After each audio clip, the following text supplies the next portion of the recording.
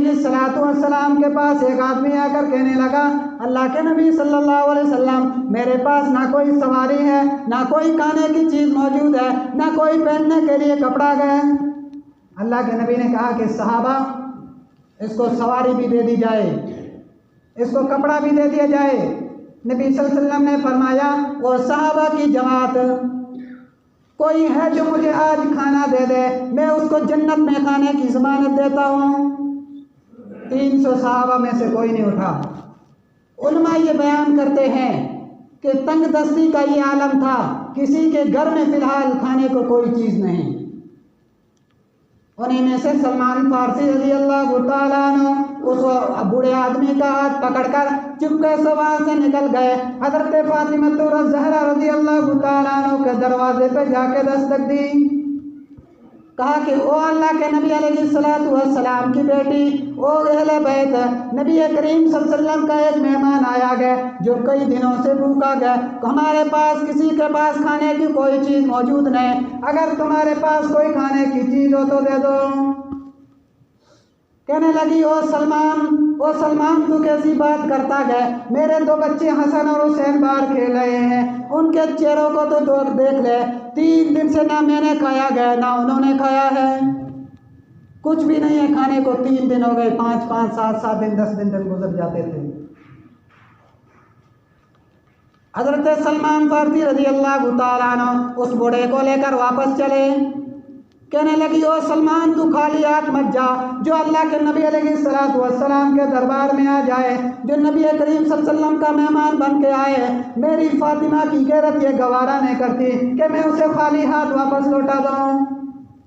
अपने चेहरे, अपने सर का दुपट्टा उतारा और कहा कि बाजार में एक यहूदी के पास गिरवी रख लो और उससे कुछ अनाज लाकर पका के इसको खिला दो। जब सलमान फारसी रज़ी अल्लाह तआला अन्हु उस दुपट्टे को लेकर उस यहूदी के पास जाते गए और कहते गए कि नबी अलैहिस्सलातु वस्सलाम की सैयदना फातिमा ज़हरा रज़ी अल्लाह तआला अन्हा का दुपट्टा है, तुम्हारे पास गिरवी रख लो और कुछ खाने के लिए दे दो। वो आदमी कहने लगा और रो लगा गए यहूदी, उसकी आंखों में आंसू निकल लगे गए। सलमान फारसी कहने लगे, मैंने तो तुम्हारे पास दुपट्टा गिरवी रखाया गया, मैंने तो तुम्हारे से अनाज मांगा गया, मैंने दूसरों ने चांदी का सवाल नहीं किया गया, तेरे आंखों में आंसू क्यों बह रहे हैं?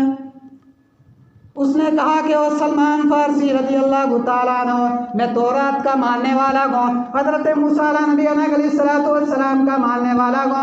मैंने तौरात में पढ़ा गया कि आखिरी नबी आने वाला है, आखिरी नबी आएगा जिसके घर में, जिसके अहलो अयाल में कुछ भी खाने को नहीं मिलेगा। उनके घर में, उनके ख़ानदान में एक मेहमान आएगा, उनकी बेटी के घर पे एक मेहमान आएगा और उनका दुपट्टा, बेटी का दुपट्टा कोई साहबी मेरे पास लाके गिरवी रखाएगा। कहने लगा कि मैंने तौरात में पढ़ा है, अल्लाह के नबी अलैहिस्सलातु वस्सलाम की बेटी के पास हज़रत सलमान फारसी आएंगे और कहेंगे कि इस मेहमान को खाना खिला दो, और उस बेटी का दुपट्टा एक यहूदी के पास गिरवी रखाएंगे, कहेंगे कि वो यहूदी मैं ही निकला जो तौरात में मेरा जिक्र था। वो कहने लगे, वो सलमान फारसी रज़ी अल्लाह तआला अन्हु, तो ये अनाज किसी और के साथ भेज दे, तू ये दुपट्टा तो वापस दुपट्टा किसी के साथ भेज दे, तू जल्दी दे चल, तू मैं नबी करीम सल्लल्लाहु अलैहि वसल्लम की खिदमत में मुझे हाजिर कर दे, मैं ईमान ले आऊँ। ये है सहाबा की तारीफ। सहाबा इकराम ने कितनी कितनी कुर्बानियाँ उठानी पड़ी। आज तो हम 5 वक़्त के अज़ान को सुनकर मस्जिद में नहीं आते हैं। कैसे बेगैरत हमारे दिल हो गए हैं। मैं देखता हूँ नमाज में 3, 4, 5, 7 आदमी से ज़्यादा नहीं आते हैं। मोहल्ले वालों को शर्म आनी चाहिए, शर्म की बात है तुम सब के लिए। दिन में 5 मरतबा हय्या अला सलाह, हय्या अल फलाह की आवाज़ आती है। मौज़िन कहता हय्या अला सलाह, आओ कामयाबी की तरफ, हय्या अल फलाह, हय्या अला सलाह, आओ नमाज की तरफ, हय्या अल फलाह, आओ कामयाबी की तरफ। लेकिन सब लोग धंधे में मस्त है, किसी को कोई फिक्र नहीं। जब मैदान महशर कायम होगा, नफ्सी नफ्सी का आलम होगा। सैयदत फातिमा ज़हरा रज़ी अल्लाह तआला अन्हा, एक मलाइका, एक फरिश्ता ऐलान करेगा, वो नबियों की जमात, वो सहाबा की जमात, ज़रा अपनी नज़रों को नीचे झुका लीजिए, क्योंकि सैयदा फातिमा ज़हरा रज़ी अल्लाह तआला अन्हा पुल सिरात से होकर गुजरने वाली हैं। मैं ये कह रहा था कि हम तो लोग सुबह फजर के वक़्त बिस्तर को छोड़कर मस्जिद में आने की ताकत नहीं रखते हैं और दिल में ये ख्याल रखते हैं कि मरने के बाद हम जन्नत में चले जाएंगे। खुदा की कसम खाकर कहता हूँ, ये मस्जिद तुम्हें बद्दुआ देगी। मस्जिद में नमाज पढ़ने के लिए नहीं आते हैं। बेगैरतों गैरत आनी चाहिए तुम्हें।